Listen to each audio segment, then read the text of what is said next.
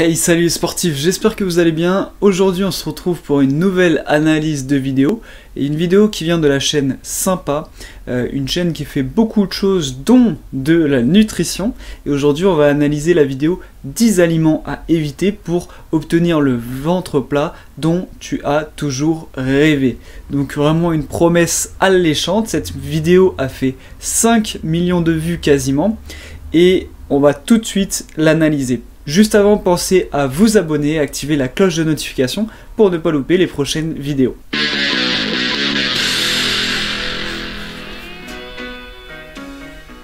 « 10 aliments à éviter pour obtenir le ventre plat dont tu as toujours rêvé. » Nous voulons tous avoir un ventre plat, mais il est extrêmement difficile de se débarrasser du gras du ventre. C'est tellement injuste, n'est-ce pas ? Si suivre un régime strict et faire des exercices n'a rien fait pour ton tour de taille, ces 10 aliments pourraient être les coupables. Avant de commencer, n'oublie pas de t'abonner à notre chaîne. Alors juste dès le début de vidéo, il dit qu'il va incriminer 10 aliments comme la cause d'un ventre, d'une accumulation de graisse au niveau abdominal. Donc on en reparlera à la fin, mais déjà la démarche me paraît pas du tout scientifique. Boissons alcoolisées. Certaines boissons alcoolisées sont remplies de calories, mais pour quelques boissons, la quantité de calories n'est pas le seul problème. La consommation d'alcool augmente ton appétit et trompe la partie de ton cerveau étant responsable du sentiment de satiété dans ton estomac. Alors, peu importe à quel point tu es repu, quand tu vas prendre une bière avec un ami, tu prends généralement un snack avec, n'est-ce pas? Bien sûr, il existe des occasions spéciales que tu célèbres en buvant de l'alcool. Alors si tu vas dans une discothèque, une fête d'anniversaire ou n'importe où, opte plutôt pour du vin ou de la bière, sans aucun snack par contre. Et évite les cocktails. Pense-y, un verre de daiquiri ou une margarita contient 7 cuillères à café de sucre ajouté. De plus, le fait que l'alcool ralentisse le métabolisme de ton corps, en compliquant encore plus le brûlage de calories, devrait te faire réfléchir avant d'opter pour un cocktail chic la prochaine fois. Alors donc il commence avec les boissons alcoolisées. Effectivement, ce n'est pas du tout une bonne stratégie si vous voulez perdre du poids et perdre du ventre, puisque les boissons alcoolisées vont contenir énormément de calories. Et en plus, ce qui va se passer, c'est que généralement, lorsque l'on va boire de l'alcool, comme il est dit dans la vidéo, on va avoir tendance à manger pendant la soirée des quantités qu'on ne consommerait pas en temps normal. Et pareil pour le lendemain, vous aurez tendance à vous diriger vers un fast-food plutôt qu'un repas que vous ayez fait maison comme à vos habitudes. Ma recommandation donc évidemment est de limiter l'alcool, de ne pas en boire tous les jours si possible, et vraiment de limiter ça à certaines occasions. Et lorsque vous en buvez, une stratégie peut être de consommer des boissons 0 calories, des sodas 0 calories en tant que soft, à mélanger avec l'alcool plutôt qu'un soda classique, pour vous faire économiser justement des calories, et que tout simplement dans votre excès vous limitiez l'apport de calories. Soda. Je sais, nous avons tous entendu ça auparavant, mais c'est tellement difficile de renoncer au soda. Cependant, si tu as sérieusement envie de te débarrasser du gras de ton ventre, tu dois vraiment abandonner cette habitude de boire du soda.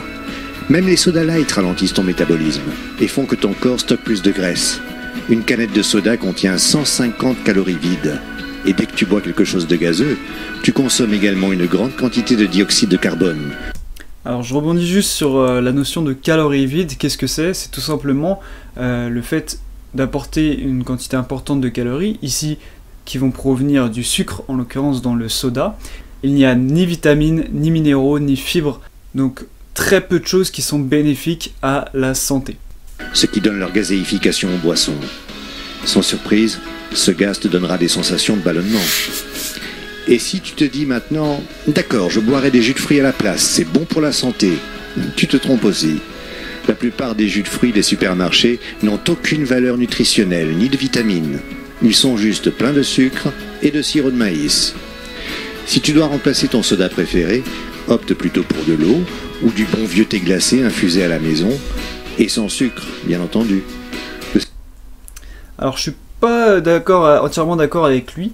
Donc effectivement, les sodas vont vraiment être quelque chose à consommer lorsque on a un objectif de perte de poids, puisque consommer des calories sous forme liquide est très facile et donc on aura tendance à en consommer beaucoup et parfois en excès. Le jus de fruits est considéré comme un soda, comme une boisson sucrée. Donc pour remplacer les sodas, qu'est-ce que je recommanderais? Ce serait tout simplement les boissons, les sodas zéro dans un premier temps. L'idée c'est pas de boire 2 litres de soda zéro, mais d'en boire tout simplement une canette dans la journée pour se faire plaisir, tout en ayant un apport de calories qui soit considérablement réduit. Aliment avec une forte teneur en sodium. Si tu pensais que le sucre était le plus grand coupable dans ta lutte pour un ventre plat, j'ai de mauvaises nouvelles pour toi. En plus du sucre, le sel devrait également être limité à de petites quantités, d'autant plus si tu souffres de pression artérielle élevée. Les aliments riches en sodium sont non seulement nocifs pour ta santé, mais ils poussent aussi ton corps à retenir des liquides, ce qui provoque une sensation de ballonnement. Alors évite de saupoudrer ta nourriture avec du sel et étudie attentivement la teneur en sel indiquée sur l'emballage des aliments. Ici, il soulève un point important, la forte teneur en sel des aliments. Les aliments qui vont avoir une forte teneur en sel et en sodium notamment, ça va être les produits industriels principalement. Donc si vous souhaitez avoir un ventre plat, tournez-vous vers une alimentation d'aliments bruts et non pas d'aliments industriels. Ça aurait l'avantage déjà de représenter moins de calories, donc de satisfaire votre objectif de perte de poids.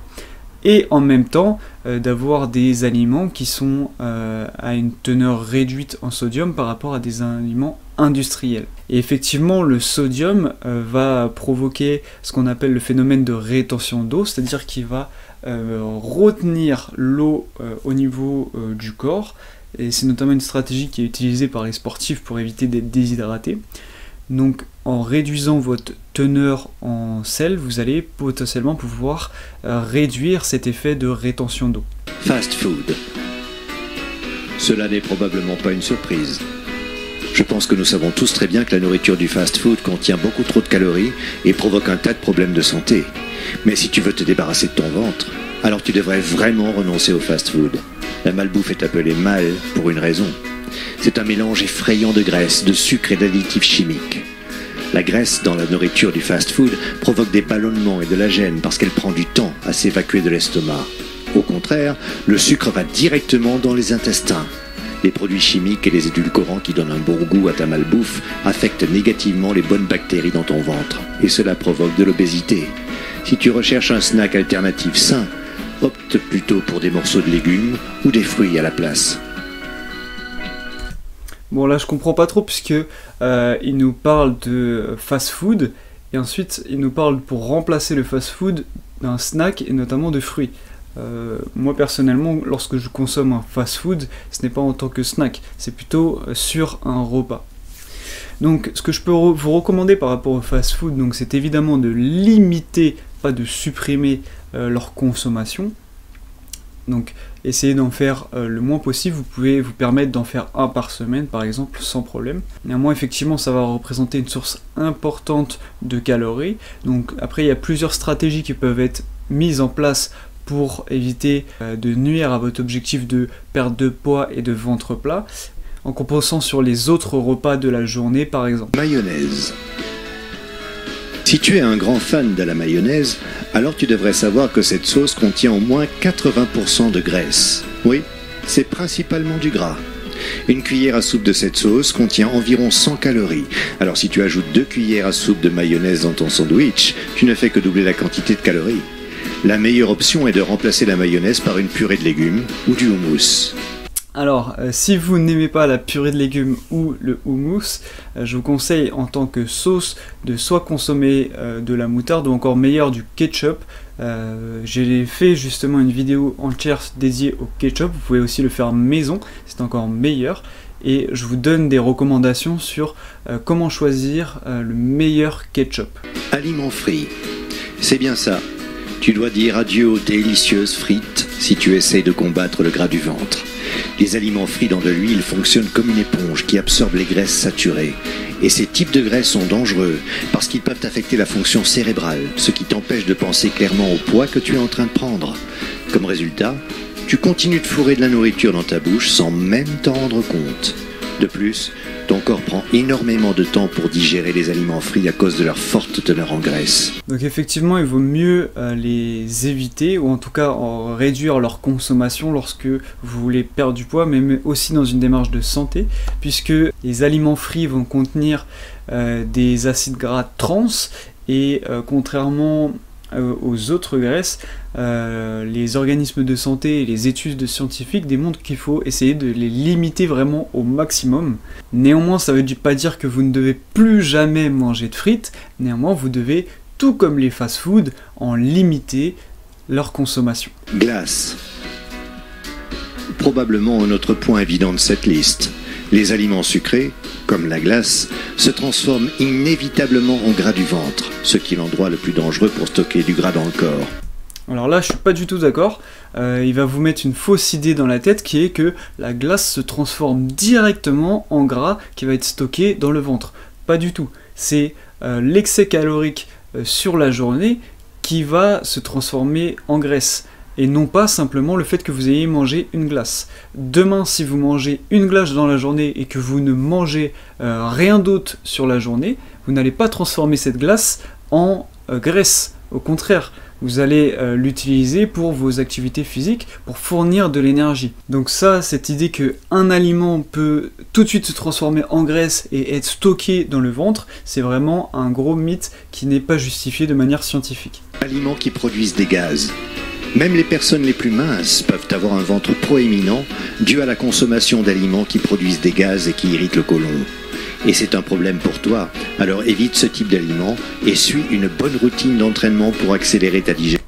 Alors juste, les aliments qui produisent des gaz ne sont pas à l'origine d'un ventre proéminent, puisque tout simplement, dès que vous allez ingérer des gaz ou consommer des aliments qui produisent des gaz, les gaz vont être évacués. Digestion. Les produits laitiers, même s'ils sont une excellente source de calcium et de protéines, provoquent des problèmes de digestion chez 65% des gens. Alors effectivement, certaines personnes sont sujettes à des problèmes digestifs en consommant des produits laitiers, mais ce n'est pas du tout le cas de tout le monde. J'ai réalisé une vidéo entièrement dédiée sur le lait avec l'appui de dizaines d'études scientifiques sur le sujet. Et si vous voulez en savoir plus là-dessus et pour savoir si oui ou non vous devez consommer du lait et des produits laitiers, je vous invite à aller regarder cette vidéo. Un aliment plutôt inattendu qui pourrait provoquer des gaz est la pomme. Nous savons tous que les pommes contiennent de la vitamine C, mais aussi beaucoup de fibres, qui se combinent avec le fructose contenu dans les pommes et fermente dans ton gros intestin. Donc effectivement, la pomme peut produire des gaz, des problèmes digestifs, et en fait ça va surtout être dû aux fibres qui sont contenues dans la peau de la pomme. Donc si jamais après avoir mangé une pomme vous êtes ballonné, je vous conseille de d'éplucher tout simplement votre pomme. Néanmoins, je vois pas du tout ici ce que ça a à faire avec le thème de la vidéo, donc 10 aliments à éviter pour obtenir un ventre plat. Je vous conseille surtout pas d'éviter la pomme. La pomme est un super aliment lorsque l'on perd du poids, puisque ça amène beaucoup de rassasiement et de satiété. Je vous conseille même de consommer régulièrement des pommes si vous voulez avoir un ventre plat et surtout perdre du poids au niveau et de la graisse au niveau abdominal. Donc si on l'écoute, il faudrait éviter les aliments qui produisent des gaz, notamment les aliments qui contiennent des fibres. Je ne recommande pas du tout ça, bien au contraire, je recommande lorsque vous voulez avoir un ventre plat et surtout l'idée c'est pas juste d'avoir un ventre plat, mais c'est de perdre de la graisse au niveau abdominal, ce qui va vous donner ensuite un ventre plat. L'idée c'est que les fibres vont apporter beaucoup de satiété entre les repas, ça va vous éviter d'avoir des fringales, des sensations de faim entre les repas, et donc ça va être un pilier de la stratégie de la perte de poids, de consommer notamment des aliments qui sont riches en fibres. Donc là je suis pas du tout d'accord avec ce qu'il dit dans cette vidéo. Les aliments sans sucre. Les aliments avec des substituts du sucre tels que les polyalcools sont seulement efficaces pour les personnes avec du diabète. Mais ces produits sans sucre contribuent également à la taille proéminente de ton ventre. Pense-y. Si ton soda est étiqueté light, mais qu'il est tout aussi bon que le soda normal, il doit y avoir quelque chose à l'intérieur pour compenser le manque de sucre et de gras. Les édulcorants pourraient ne pas avoir de calories, mais ils te donneront envie de manger plus, ce qui ne fera que provoquer la prise de poids excessive.